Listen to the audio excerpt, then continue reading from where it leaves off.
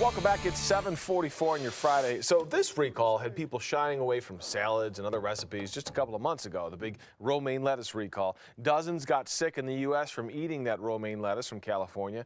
Food recalls aren't all that rare, unfortunately. The frequency is going up these days. I feel like every other week we're reporting on some sort of food recall.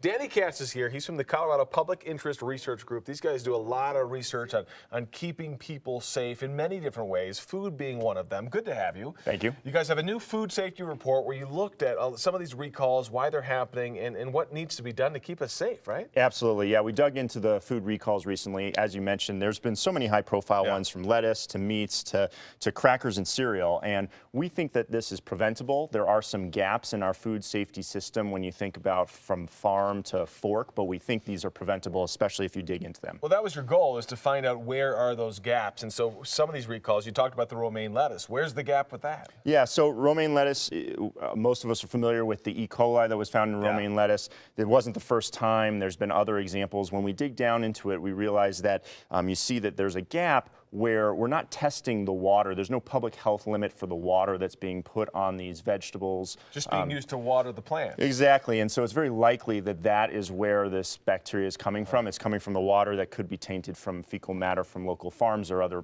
places, and so that's one gap that we should fill. It's totally preventable. Yeah, an easy test, it seems like. Yeah. So meat recalls, we've seen a lot of those. Yeah. Where do you think the gap is there? Yeah, so just in the last year, 12 million pounds of beef was recalled in just one of them. A lot of beef. Yeah, it's 55,000 Americans could feed on that for the year.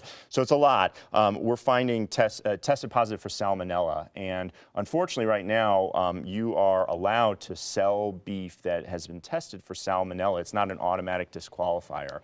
We look at the National School Lunch Program. They've said that if a batch tests positive for salmonella, they're not buying any of it. Wow. That's the rule we should have for everyone. Wow, so the school lunch program is doing it right. You think the feds need to follow suit and do the same thing? Absolutely, yeah, absolutely. All right, so we've seen some crackers that have been recalled lately, which is weird because you think something that's packaged would be less susceptible. Yes, salmonella and whey powder, so it's an ingredient. And one of the things we're highlighting here is how hard it is to trace. If you find an ingredient that's got a problem with it, like salmonella, it's going into all these different products. It's hard to trace where they go, and it's hard to ensure that they get off the store shelves. Honey Smack cereal, there was an outbreak, a recall. The recall started in June, but by September, we were still finding them on the store shelves. So it highlights we need to do a better job of making sure we're tracing every single ingredient and where it's going, and making sure that when there is a recall, it's getting off the store shelves more efficiently and effectively. Well, and some of the processed food products that we have in our homes, they have 15, 20 ingredients, and all it takes, you're saying, is one of those ingredients to be tainted that a factory could be using in 30 different products. Exactly, yeah, and so that's why it's so important that we improve that traceability, and we have the technology to be able to do that.